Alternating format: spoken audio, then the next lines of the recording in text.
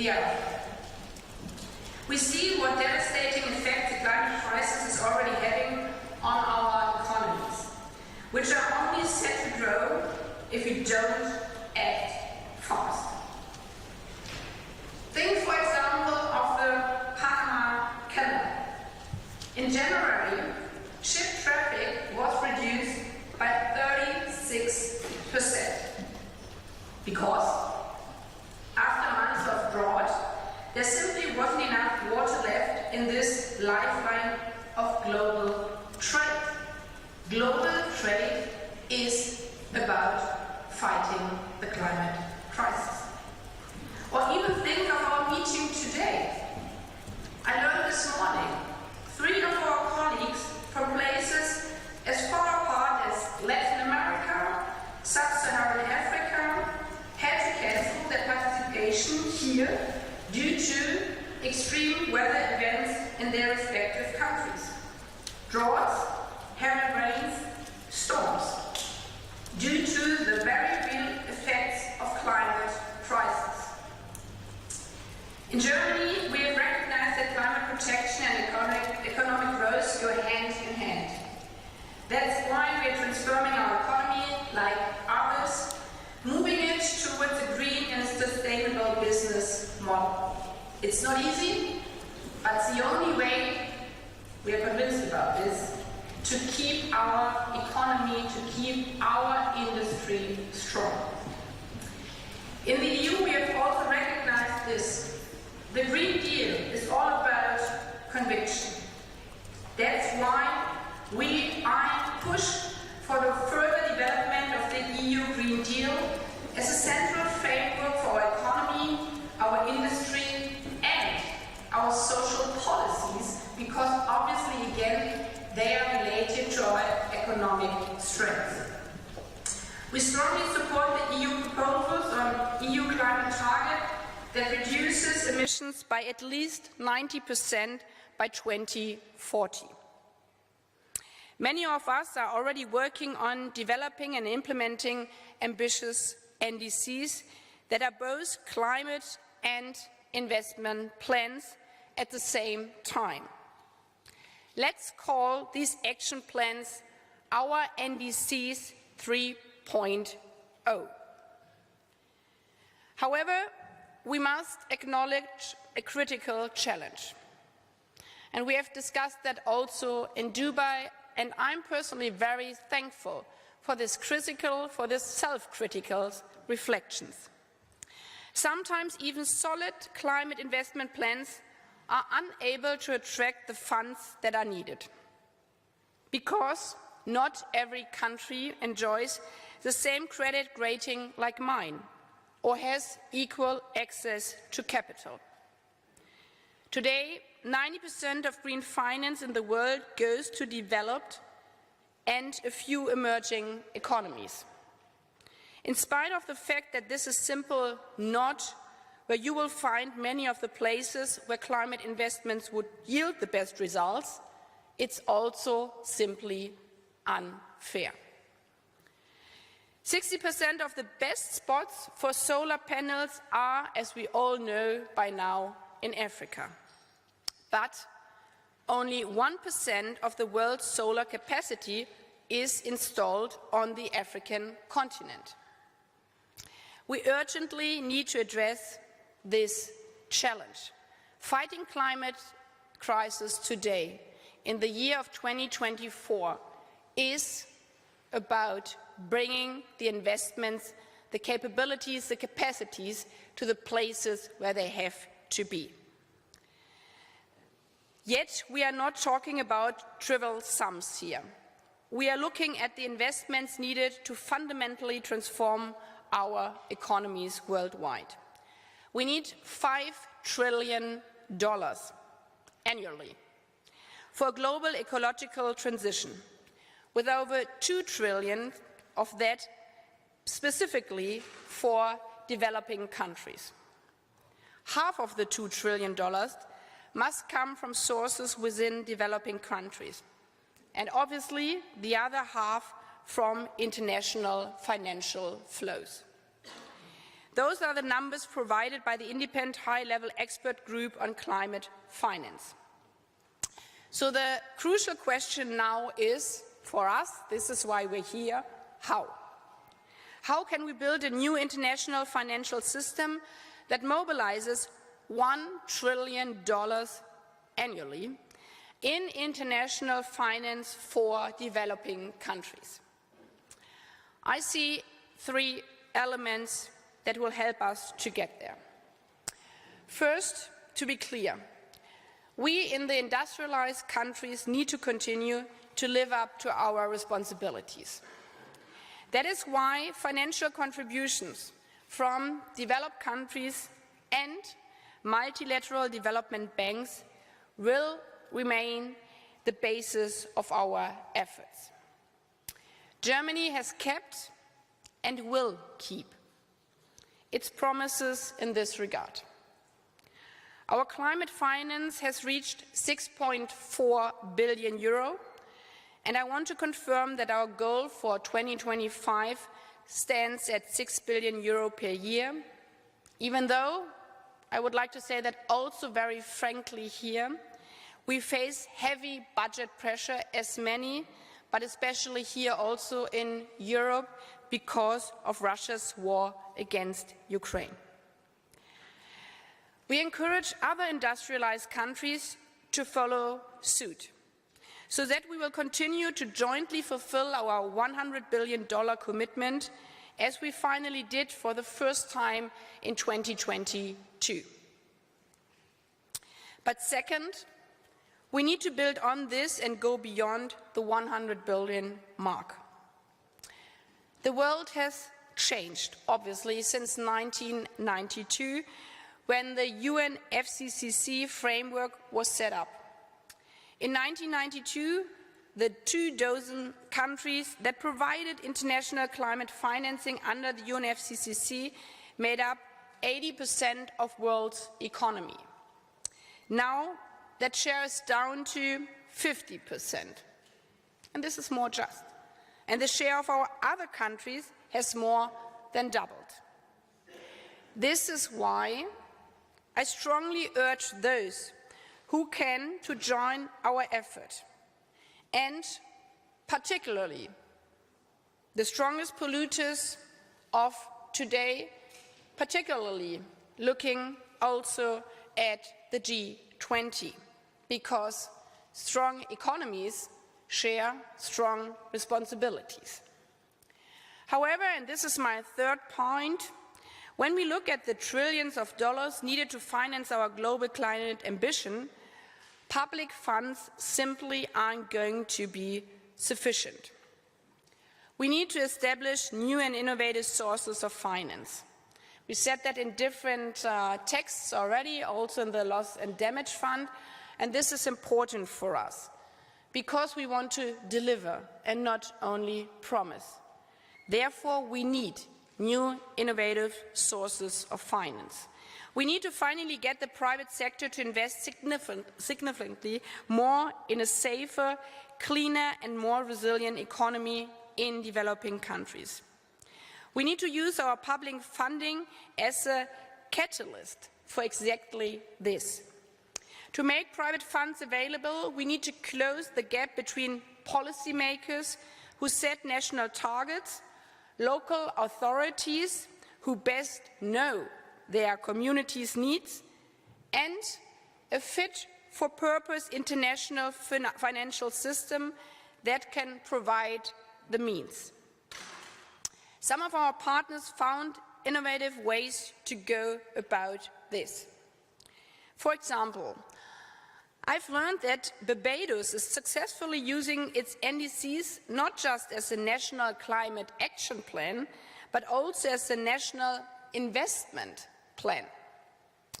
To put the plan into action, the country has created a bank that brings together government agencies, private companies, investors, and international institutions like the World Bank. Barbados is thus linking climate policy planning projects, implementation, and public-private financing. And I'm convinced, and this is also why we are here, we all stand to learn from this. If we want to mobilize the domestic and international, public and private investment that the world needs, we have to learn from best practice.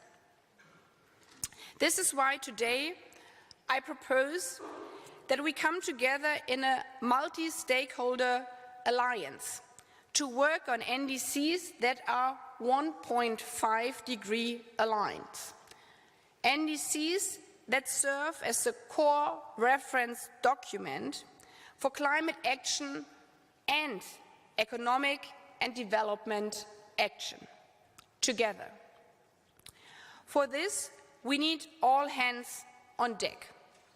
A coalition of change makers that brings together government ministries, foreign, climate, economic, development and finance, and financial institutions, development banks, private financial actors, as well as civil society, indigenous people, international organizations, and existing initiatives.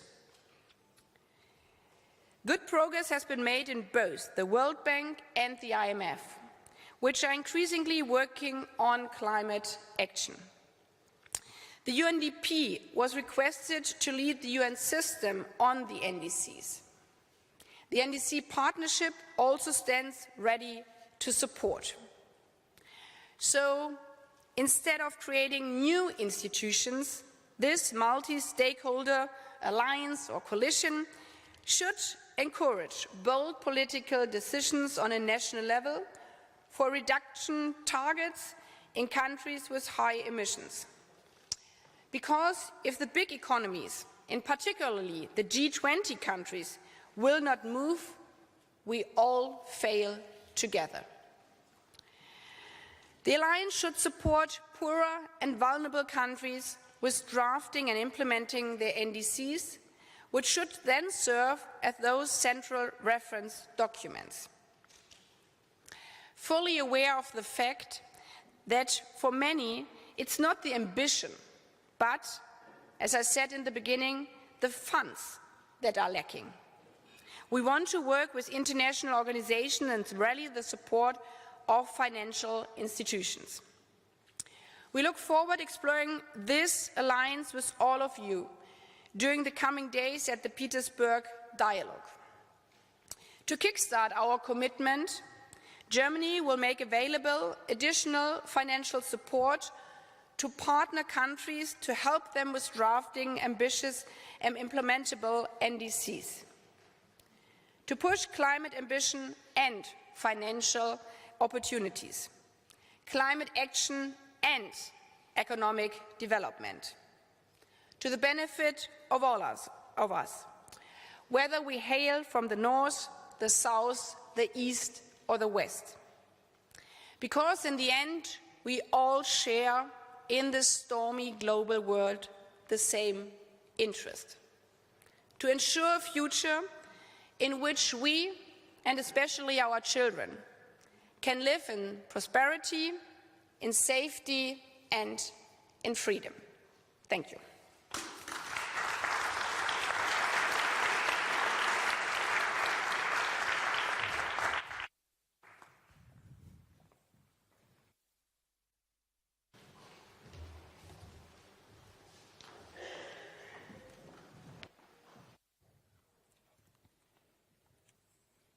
Thank you, Her Excellency. Now coming to our next opening of the Petersburg Climate Dialogue, I welcome here at the lectern His Excellency Mukhtar Babayev, COP29 President-designate and Minister of Ecology and Natural Resources of the Republic of Azerbaijan.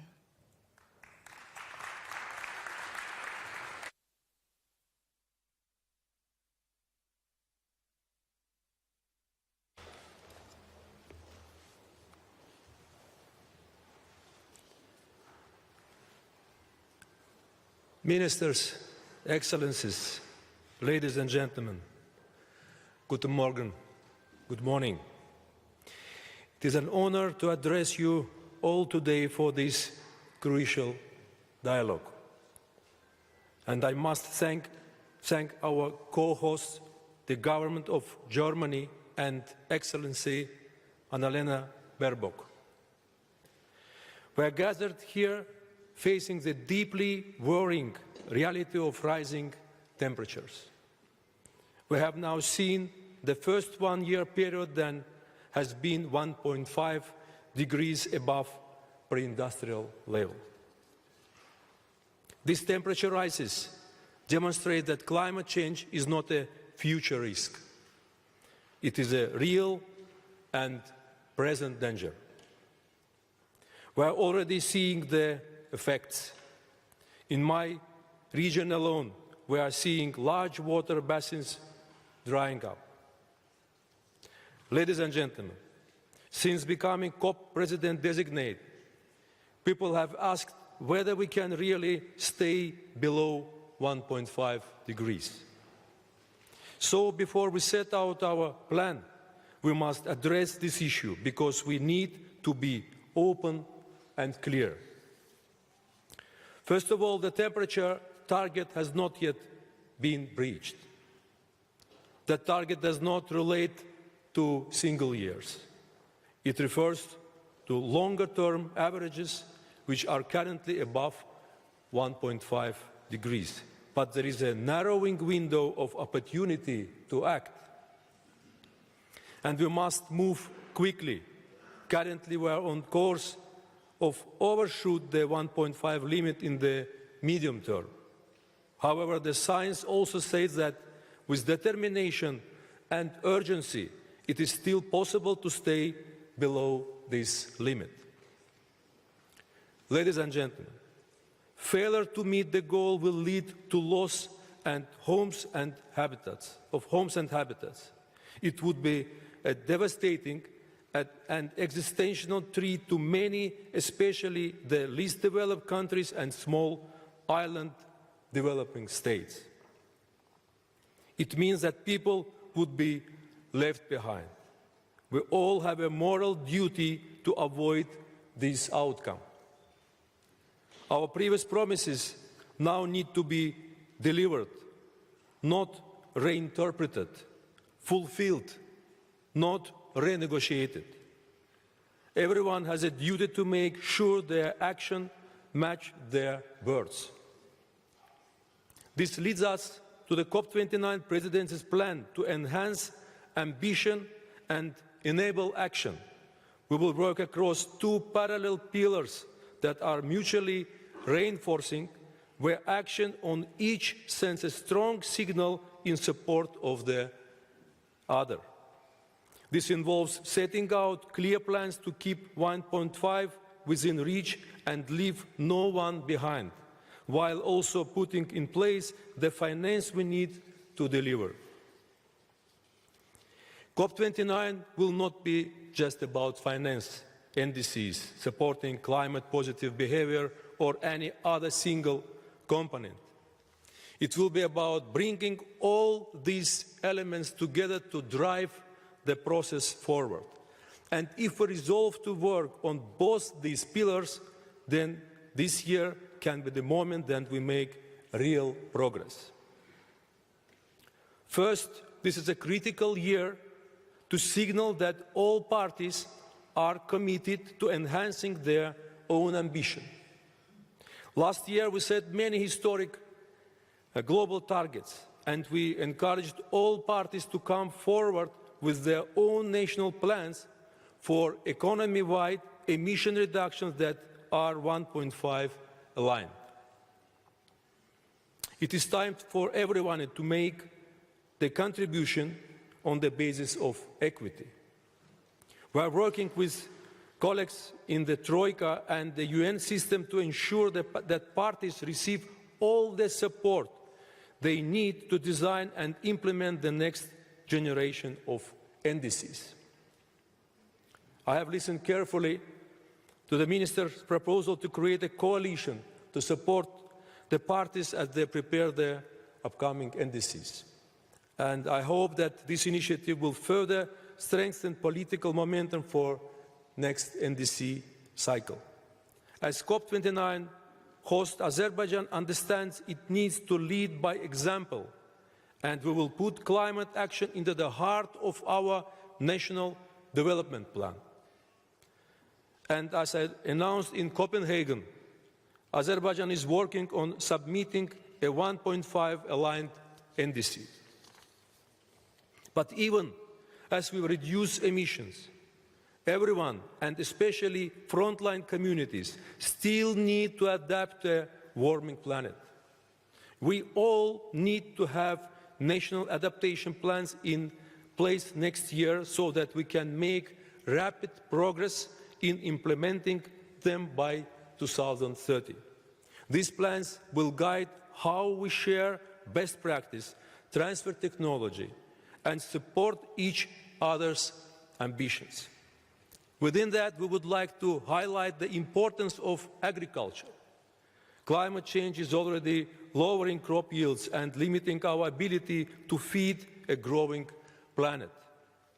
Over 1/3 of the labor force in Azerbaijan work in agriculture. We now face risk from the water shortages and the land degradation. These are problems shared by almost 4 billion people around the world. Last year, many countries pledged to include food systems in their upcoming plans. This focus is needed to protect farmers and food systems from the warming of the planet and address agriculture's role in climate change. We need to progress this transformation amongst other priorities within our national adaptation plans by next year. Colleagues, we also need to move forward on transparency. The UNFCCC and COP29 presidency has an important job to support parties to deliver their first biennial transparency reports by the end of this year. These reports are essential for tracking progress and building trust and confidence. And COP29 will organize a series of workshops starting in Azerbaijan in May to support the parties. If we can support parties to deliver these three things, nationally determined contributions, national adaptation plans, and biennial transparency reports, then we will have sent a strong signal of our ambition to act. Let us turn to the second pillar of the COP29 presidency plan. We need to put in place the right conditions to enable action. That means working together to unlock climate finance, because finance is one of the key tools to turn ambitions into actions. We know that the world needs to increase the overflow of climate finance by several multiples. We must address the issues that hold the developing world back from their full ambitions. And while all countries must strive to reach for the highest possible ambition as according to the Paris Agreement, we also know that support for developing countries will allow for higher ambition in their actions. And we have to view this support as a collective investment to our shared future. Let me address how climate finance will be an important part of the negotiations at COP29. At COP29, we need to agree a few climate financial goals. This goal will play a key role in our plan to build up momentum and mutually reinforcing action. The work to set the new collective quantified goal on climate finance will need to consider many interconnected elements. The ad hoc working group has identified options for the different elements of a new goal. The climate finance has been one of the most challenging topics of climate diplomacy over the years. And we know that we are strong and well-founded views on all sides. We are listening to all parties to understand their concerns and help them refine potential landing zones based on a shared vision of success so that we can deliver a fair and ambitious new goal. But colleagues, there is no single initiative that will unlock climate finance and deliver the multiples we need. When we meet at COP29 to agree on a new goal, we will look to see what has been done elsewhere to ensure that our money is used to the greatest possible effect. The COP29 presidency is working with a wide range of actors, from multilateral financial institutes to private sector, the financial services industry and philanthropy. We need everyone to play their part so that we can build up unstoppable momentum, where everyone is confident that their contribution is fairly matched by the contributions of others. First, MDBs are international financial institutes, have a special role. Multilateral public finance contributed the single largest part of the previous target. These bodies have a unique capacity to mobilize low-cost financing and overcome fiscal constraints. They will therefore be essential to meeting any goals. The COP29 presidency had many encouraging engagements in the spring meetings in Washington last week. However, while we heard a great deal of concern and worry, we did not yet see adequate and sufficient action. That must change. We also engaged last week with the private sector. Businesses have previously made progress committing to net zero. Companies must now deliver and avoid backsliding. We hope that companies can come to COP29 ready to show how they are allocating capital and ensuring investment decisions are aligned with our climate goals. And then we need the financial services industry to deepen green capital markets that will enable us to create viable economic models for climate-positive action to make sure that protecting the planet pays. This will also be need to channel resources to the developing world. To activate this multi-billion-dollar market, finalizing Article 6 negotiations will be an important contribution. Colleagues, we cannot leave everything to market mechanisms. Addressing loss and damage and adaptation will require greater levels of financial commitment. And while we have made progress of the Loss and Damage Fund, we need to get it up and running. Colleagues, there are many further proposals for how to support our climate ambitions. The COP29 presidency will create a space for everyone to engage in dialogue. Azerbaijan sits at the crossroads of the world, and we are ready to serve as a bridge between the countries. And we are grateful for the full support that COP29 presidency has received from Azerbaijan's leadership. This is based on the President's determination to make COP29 a success. As a nation, we are working on a further action agenda with initiatives and programs to drive progress both at home and abroad. Ladies and gentlemen, we have now heard the two mutually reinforcing pillars of the COP29 President's plan. This is now we seek to enhance ambition and enable action. On the one hand, we need the parties to signal their own determination to act with ambitious NDCs, MAPs and BTRs. And on the other, we need everyone to signal how they will enable action and support each other.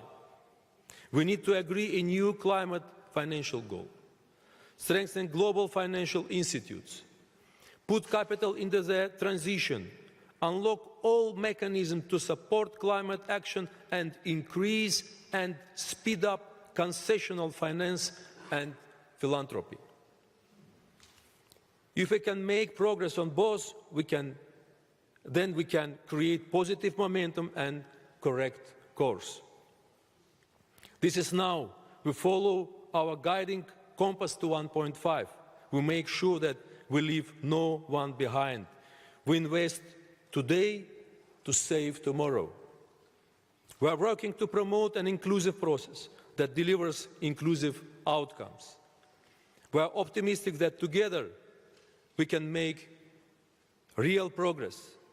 When the world comes to COP29 in Azerbaijan, we want everyone to focus on our collective interest to confront the climate crisis. This can be a time when we empower everyone, youth, NGOs, indigenous peoples, everyone to move forward in solidarity for a green world. Solidarität ist das Gebot der Stunde für eine gute Zukunft. Für uns alle. Thank you.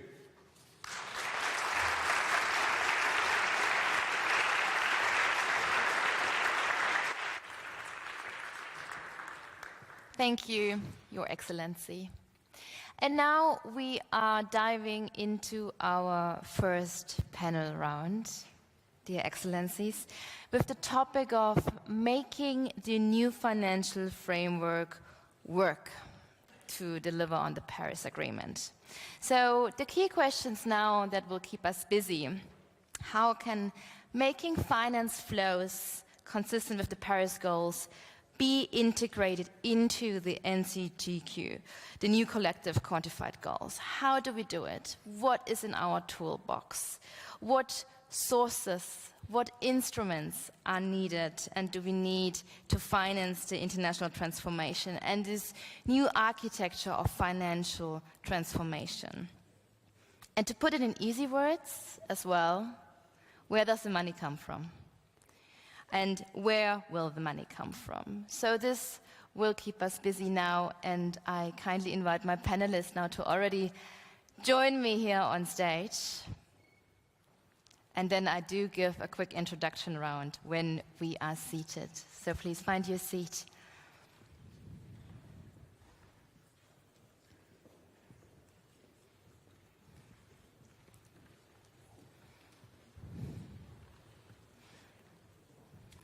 Good morning. Amma, thank you. Good morning.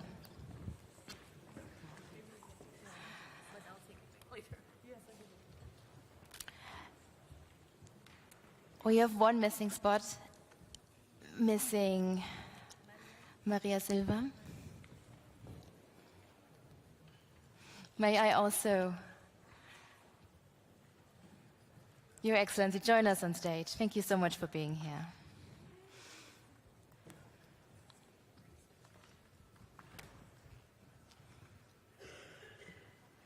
Good morning.